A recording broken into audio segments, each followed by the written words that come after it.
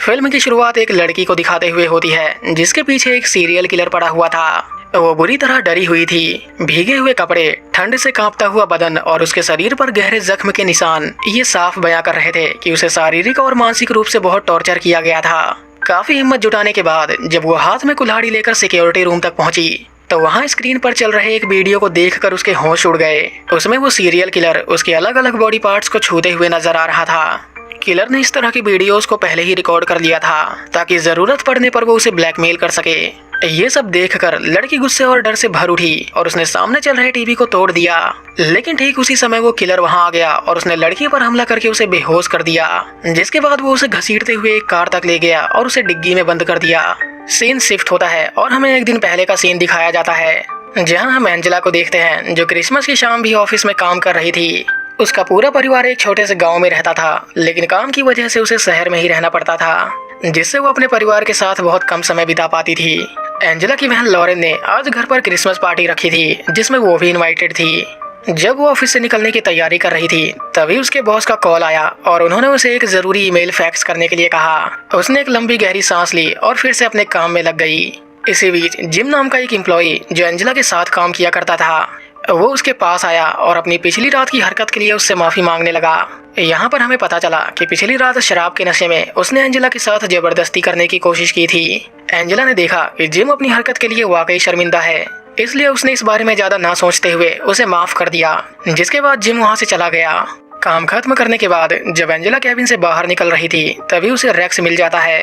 Racks इस company में सालों से काम कर रहा था और हाल ही में उसका प्रमोशन हुआ था। उसने एंजेला को बताया कि क्रिसमस और नए साल के मौके पर कंपनी ने उसे 3 दिन की छुट्टी दी है। वो छुट्टियां मनाने के लिए अपने परिवार के साथ बाहर जा रहा है, इसलिए अगले 3 दिनों तक ऑफिस बंद रहेगा। इसके बाद उसने एंजेला को मैरी क्रिसमस कहा और वहां से चला गया। वो कहीं पार्टी के लिए लेट ना हो जाए, इसलिए वो जल्दी से पार्किंग एरिया में आ गई। जैसे उसने कार स्टार्ट करने की कोशिश करी, कार अचानक बंद पड़ गई। उसे लगा कि यह शायद बैटरी की समस्या होगी। पहले ही उसे काफी देर हो चुकी थी और अब वो अपना समय और बर्बाद नहीं करना चाहती थी, इसलिए उसने कैब से जाने का फैसला किया। जब वो बैग लेकर एग्जिट गेट पर पहुंची तो उसने देखा कि दरवाजा अंदर से बंद था। जब वो फिर से पार्किंग एरिया में पहुंची तो उसने देखा कि टॉम नाम का एक सिक्योरिटी गार्ड अभी भी वहीं पर रुका हुआ था, जबकि बाकी लोग जा चुके थे। एंजेला ने उसे बताया कि उसे जल्द से जल्द घर पहुंचना है। उसकी कार स्टार्ट नहीं हो रही और दरवाजा भी बंद है। अगर वो उसके लिए दरवाजा खोल देगा तो वो कैब बुक करके यहाँ से चली जाएगी। टॉम ने एंजेला की ओर देखते हुए कहा, ये क्रिसमस की रात है, इतनी देर हो चुकी है कि अब तुम्हें कोई कैब भी नहीं मिलेगी। मैं तुम्हारी कार ठीक कर सकता हूँ, मेरे पास बैटरी चार्जर है, शायद इससे मदद मिल जाए। जब वो दोनों कार के पास पहुंचे तो टॉम ने बैटरी चार्ज करने की कोशिश की, लेकिन कार फिर भी स्टार्ट नहीं हुई, जिससे एंजेला थोड़ा निराश हो गई। उसने कहा, कोई बात नहीं, तुम बस दरवाजा खोल दो, मैं कैब बुक कर लेती हूँ। टॉम को लगा कि एंजेला उससे नाराज हो गई है क्योंकि वो उसकी मदद नहीं कर पाया। बातचीत के दौरान टॉम ने उसे बताया कि उसने आज रात एक क्रिसमस पार्टी ऑर्गेनाइज की है, अगर वो चाहे तो उसमें शामिल हो सकती है। लेकिन एंजेला ने मना कर दिया क्योंकि वो बहुत थकी हुई थी। जब वो गेट तक पहुंची तो टॉम ने हल्की मुस्कान के साथ तुरंत दरवाजा खोल दिया, जिसके बाद एंजेला बाहर आ गई। एंजेला ने अपनी बहन को फोन करके बताया कि उसकी कार खराब हो गई है और वो समय पर नहीं पहुंच पाएगी। उन्हें ये पार्टी उसके बिना ही शुरू करनी होगी, जिसके बाद उसने फोन काट दिया। इसके बाद वो रिसेप्शन पर बैठकर कैब बुक करने लगी, मगर थकान के चलते उसे नींद आ गई और वो वहीं सो गई। यहाँ पर हम देखते हैं कि कैमरे के जरिए कोई उस पर लगातार निगरानी रखे हुए है। कुछ देर बाद जब कैब वहाँ पहुंची तो एंजेला ने देखा कि रिसेप्शन का मेन डोर बंद हो चुका है। उसने रिसेप्शन पर आवाज लगाई, मगर वहाँ कोई नहीं था, सब लोग जा चुके थे। वो जल्दी से पार्किंग एरिया में पहुंची, लेकिन वहाँ भी उसने इमरजेंसी एग्जिट को बंद पाया। घबराते हुए उसने अपना फोन बाहर निकाला और कैब ड्राइवर को कॉल करने लगी और साथ ही उसने टॉम को भी गेट खोलने के लिए कहा। लेकिन अब काफी देर हो चुकी थी क्योंकि उसका कैब ड्राइवर अब वहाँ से जा चुका था। एंजेला ने निराश होकर जल्दी से अपना सामान उठाया और कार की ओर बढ़ने लगी। इसी बीच बेसमेंट में जलती हुई लाइटें एक एक करके बंद होना शुरू हो गईं, जिससे वो पूरा बेसमेंट अंधेरे में डूब गया। एंजेला की घबराहट अब धीरे धीरे डर में बदलती जा रही थी। वो जानती थी कि अगर वो जल्द से जल्द यहाँ से बाहर नहीं निकली तो वो 3 दिनों के लिए इस इमारत में लॉक हो जाएगी। वो फोन से निकलने वाली रोशनी के सहारे धीरे धीरे अपनी कार की ओर बढ़ने लगी। जैसे ही वो कार के पास पहुंची, वो सिक्योरिटी गार्ड जो उसके ठीक पीछे खड़ा था, उसने उसे किडनैप कर लिया। कुछ देर बाद जब एंजेला की आंखें खुली तो उसने अपने सामने टॉम को देखा, जिसे उसने जंजीरों से बांध कर रखा हुआ था। उसके हाथ पैर कसकर बंधे हुए थे।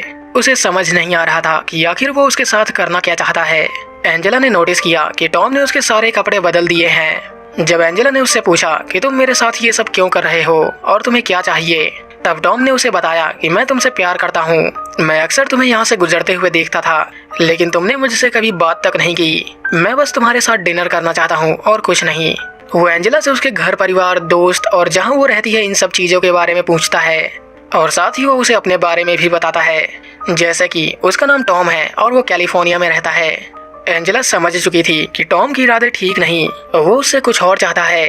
वो टॉम को धमकाकर यहाँ से निकलना चाहती थी। उसने टॉम को बताया कि उसका एक बॉयफ्रेंड है और वो एक जर्नलिस्ट है। वो इस वक्त अपने ऑफिस से निकल चुका है और कभी भी यहाँ पहुँच सकता है, इसलिए अच्छा यही होगा कि तुम मुझे यहाँ से जाने दो। हालांकि टॉम ने उसका झूठ पकड़ लिया था। वो जानता था कि एंजेला अपने काम में इतनी व्यस्त रहती है कि उसे अपने परिवार के लिए भी वक्त नहीं मिलता, तो ऐसे में बॉयफ्रेंड के लिए कहाँ से वक्त निकालती। एंजेला के इस एक छोटे से झूठ ने उसके बच निकलने की संभावना को अब और कम कर दिया था। वो एंजेला को डराकर उसे कंट्रोल करना चाहता था, इसलिए वो उसकी फैमिली के पास कॉल लगाता है और उसे उनसे बात करने के लिए कहता है। उसने एंजेला को धमकाते हुए कहा कि अगर तुमने किसी तरह की कोई गड़बड़ करने की कोशिश की तो मैं तुम्हारे साथ वो करूंगा जो तुमने कभी सपने में भी नहीं सोचा होगा। एंजेला जब अपनी फैमिली से बात कर रही होती है, तब टॉम ने उसके गले पर हाथ फेरते हुए उसका गला दबाना शुरू कर दिया, जिससे वो और भी ज्यादा डर गई। उसने क्रिसमस पार्टी में शामिल ना हो पाने के लिए अपने परिवार से माफी मांगी और बीमार होने का बहाना बनाकर फोन काट दिया। टॉम उससे कहता है, मेरे पास तुम्हारे लिए एक सरप्राइज है और ये तुम्हें जरूर देखना चाहिए। इसके बाद उसने एंजेला को एक गिफ्ट दिया और उसे खोलने के लिए कहा। जैसे ही एंजेला ने गिफ्ट ओपन किया, अंदर उसे एक कैसेट मिली जिसमें उसका और जिम का वीडियो था। जब टॉम नेक्स्ट वीडियो प्ले करने की तैयारी कर रहा होता है, तब एंजेला चुपके से टेबल पर पड़ी फॉर्क चुरा लेती है। टॉम ने कहा कि वो उसे कुछ दिखाना चाहता है। वो जब उसके पैरों की जंजीर खोलने के लिए नीचे झुका तो एंजेला ने मौका पाकर उस पर हमला कर दिया। एंजेला ने वहां से भागने की कोशिश की, लेकिन कमरे में मौजूद रॉकी नाम के एक डॉग ने उस पर भौंकना शुरू कर दिया, जिससे वो और भी ज्यादा डर गई। इससे पहले कि वो वहां से भाग पाती, टॉम ने उसके हाथों में तुरंत हैंडकफ लगा दिया और उसे फिर से पकड़ लिया। इसके बाद उसने एंजेला को जल्दी से कार में बैठाया और ये कहते हुए कि उसके लिए एक सरप्राइज है, उसे बेसमेंट में ले गया। वो जब नीचे बेसमेंट में पहुंची तो उसकी नजर जिम पर गई, जिसे उसने जंजीरों से बांध कर रखा हुआ था।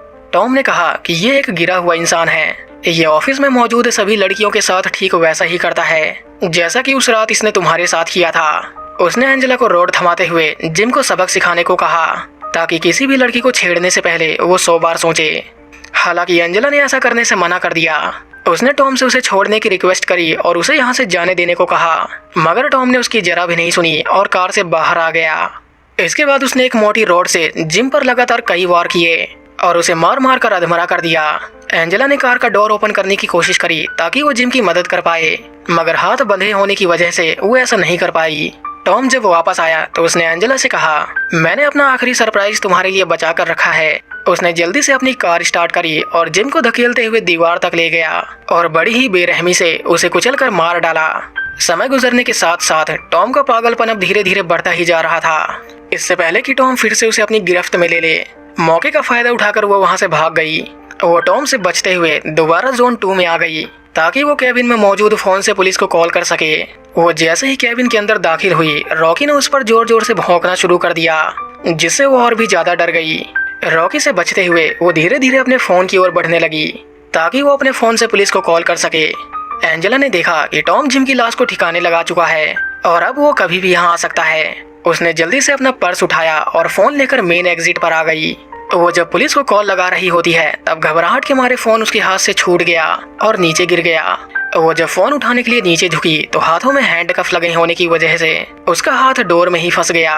एंजेला ने देखा कि टॉम उसे ढूंढते हुए इसी ओर आ रहा है। इससे पहले कि टॉम उसे पकड़ ले, एंजेला ने अपना हाथ बाहर निकाल लिया और वहां से भाग गई। वो अपने आईडी कार्ड का इस्तेमाल करके पार्किंग एरिया से निकलकर सीधा ऑफिस एरिया में घुस गई। उसने लिफ्ट में लगी हेल्प बटन के साथ साथ बाकी सभी बटनों को भी दबाना शुरू कर दिया ताकि वो लिफ्ट को खराब करके इमरजेंसी टीम से कांटेक्ट कर सके। टॉम, जो एंजेला को ढूंढते हुए वहां पर पहुंच चुका था, उसने एंजेला को ये सब करते हुए देख लिया और ऑफिस के अंदर घुसने की कोशिश करने लगा, मगर तब तक लिफ्ट बंद हो गई। एंजेला कहीं भाग ना जाए इसलिए उसने लिफ्ट की पावर सप्लाई को बंद कर दिया, जिससे लिफ्ट बीच में ही रुक गई। एंजेला ने जब दोबारा इमरजेंसी बटन को प्रेस किया तो इस बार उसकी कॉल लग गई। उसने बताया कि टॉम नाम के एक सिक्योरिटी गार्ड ने उसे किडनैप कर लिया है और वो उसे मारना चाहता है। लेकिन उसने एंजेला की बातों पर अपनी कोई प्रतिक्रिया नहीं दिखाई, क्योंकि उससे बातें करने वाला कोई और नहीं बल्कि खुद टॉम था। उसने एंजेला से कहा कि तुम मुझे एक मौका देकर तो देखो, तुम मुझे पसंद करने लगोगी। उसकी बातें अब एंजेला के कानों में चुभने लगी थीं। वो उसकी आवाज अब और नहीं सुन सकती थी, इसलिए उसने अपने कानों पर हाथ रख लिए और नीचे फर्श पर बैठ गई। वो जानती थी कि अगर वो यहाँ से बाहर निकली तो टॉम उसे मार देगा, इसलिए उसने लिफ्ट में ही रुकने का डिसीजन लिया। लेकिन टॉम भी अब अपनी जिद पर अड़ चुका था। वो उसे कैसे भी करके लिफ्ट से बाहर निकालना चाहता था, इसलिए उसने पानी का पाइप ऑन करके उसे लिफ्ट के ऊपर फेंक दिया, जिससे लिफ्ट में धीरे धीरे पानी भरना शुरू हो गया। इसी बीच उसने रेक्स की डेड बॉडी को नीचे लिफ्ट में फेंक दिया, जिससे एंजेला और भी ज्यादा डर गई। इससे पहले कि लिफ्ट पूरी तरह से पानी से भर जाए, उसने जल्दी से ग्राउंड लेवल का बटन दबा दिया, जिससे लिफ्ट नीचे आ गई और सारा पानी बाहर निकल गया। इससे पहले कि टॉम उसे ढूंढते हुए यहाँ भी आ जाए, वो जल्दी से बेसमेंट में चली गई और वहाँ पर मौजूद गाड़ियों के नीचे छिप गई। टॉम ने एंजेला का पीछा किया और बेसमेंट में चारों तरफ उसे ढूंढता रहा, मगर वो उसे कहीं नहीं मिली। वो समझ चुका था कि एंजेला इस तरह उसे कभी नहीं मिलने वाली, इसलिए वो जल्दी से कैबिन में आ गया और सीसीटीवी कैमरास के थ्रू उस पर नजर रखना शुरू कर दिया। एंजेला पूरी तरह भीग चुकी थी और ठंड में उसका शरीर जमना शुरू हो गया था। उसने देखा कि टॉम सीसीटीवी कैमरास के थ्रू उस पर नजर रखे हुए है। अगर उसे टॉम से बचना है तो सबसे पहले उसे इन कैमरास से बचना होगा। उसने इमरजेंसी बॉक्स से एक कुल्हाड़ी निकाली और बेसमेंट में लगे कैमरास को एक एक करके तोड़ना शुरू कर दिया, ताकि टॉम उसे देख ना पाए। वो जब टॉम को मारने के लिए कैबिन में आई तो वहाँ पर चल रहे वीडियोस को देखकर उसके होश उड़ गए। उसने देखा कि बेहोशी की हालत में टॉम उसके प्राइवेट पार्ट्स पर हाथ फेर रहा था। यही नहीं, वहाँ पर वो वीडियोस भी प्ले हो रहे थे जिनमें उसके शरीर पर एक कपड़ा तक नहीं था। एंजेला के लिए ये सब बेहद घिनौना और शर्मनाक था। उससे ये सब देखा नहीं गया और उसने सामने चल रहे टीवी स्क्रीन्स को तोड़ दिया। इसी बीच उसकी नज़र कुछ पुलिस वालों पर गई जो उसकी मदद के लिए यहाँ पर आ चुके थे। वो जैसे ही बाहर जाने के लिए पीछे मुड़ी, टॉम ने इलेक्ट्रिक शॉक देकर उसे बेहोश कर दिया और उसे कार की डिग्गी में छिपा दिया। उसने देखा कि पुलिस गेट के बाहर ही खड़ी है। इससे पहले कि उन्हें शक हो और वो अंदर आ जाएं, उसने कैबिन में बिखरे हुए सामान को तुरंत इकट्ठा किया और उसे एक थैले में डाल दिया, जिसके बाद उसने फटाफट अपने कपड़े चेंज करे और गेट पर आ गया। पुलिस वालों ने उससे पूछा कि उसे यहाँ पर आने में इतना समय क्यों लगा, जिस पर टॉम ने उन्हें जवाब दिया कि वो नीचे राउंड पर गया था, इसलिए उसे यहाँ पहुँचने में टाइम लग गया। वो जब बेसमेंट की जांच कर रहे होते हैं तब टॉम सीसीटीवी कैमरास के थ्रू उन पर नजर बनाए रखे हुए था, ताकि जरूरत पड़ने पर वो खुद को बचा सके। पुलिस वाले पूरे बेसमेंट को छान मारते हैं, मगर उन्हें वहाँ कुछ नहीं मिलता। उन्होंने कहा कि अगर तुम्हें कुछ पता चले तो हमें जरूर बताना। टॉम ने अपना सिर हाँ में हिलाया और उन्हें छोड़ने के लिए गेट पर चला गया। तो वहीं दूसरी तरफ हम एंजेला को देखते हैं, जो कार की डिग्गी में बंद थी। होश में आते ही उसने कार की डिग्गी को जोर जोर से पीटना शुरू कर दिया और एक रॉड की हेल्प से डिग्गी में लगे लॉक को तोड़ दिया। वो जब पुलिस वालों का पीछा करते हुए मेन डोर पर पहुंची तो उसने देखा कि वो लोग यहाँ से जा चुके हैं। टॉम, जो अभी भी मेन गेट पर ही खड़ा था, उसने एंजेला को देख लिया और उसके पीछे अपना डॉगी छोड़ दिया। उस डॉग से बचने के लिए एंजेला जल्दी से एक कार में घुस गई, मगर उस डॉग ने फिर भी उसका पीछा नहीं छोड़ा और उसे बुरी तरह इंजर्ड कर दिया। एंजेला उसे मारना नहीं चाहती थी, मगर अपनी जान बचाने के लिए मजबूरन उसे रॉकी को मारना पड़ा। इससे पहले कि टॉम उसे ढूंढते हुए यहाँ भी आ जाए, वो जल्दी से कैबिन में आ गई और वहाँ पर रखी हुई कुछ कार कीज को चुरा लिया। तो वहीं दूसरी तरफ टॉम जब बेसमेंट में पहुंचा तो उसने पाया कि उसका डॉग रॉकी मर चुका है। वो एंजेला पर काफी गुस्सा हुआ और उससे बदला लेने की ठान ली।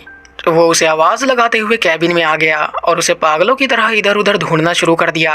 इससे पहले कि टॉम उसे मार डाले, एंजेला ने उसकी आंखों में पेपर स्प्रे छिड़क दिया और डोर लॉक करके बाहर आ गई। इसके बाद उसने बेसमेंट में मौजूद एक कार को बाहर निकाल दिया और उसे लेकर एग्जिट गेट की ओर जाने लगी। वो गेट को तोड़ने ही वाली होती है कि तभी टॉम एक दूसरी गाड़ी से उसे एक जोरदार टक्कर मार देता है। टॉम से बचने के लिए उसने कार को इधर उधर घुमाना शुरू कर दिया, मगर ध्यान भटक जाने की वजह से कार एक डिवाइडर से टकरा गई और पलट गई।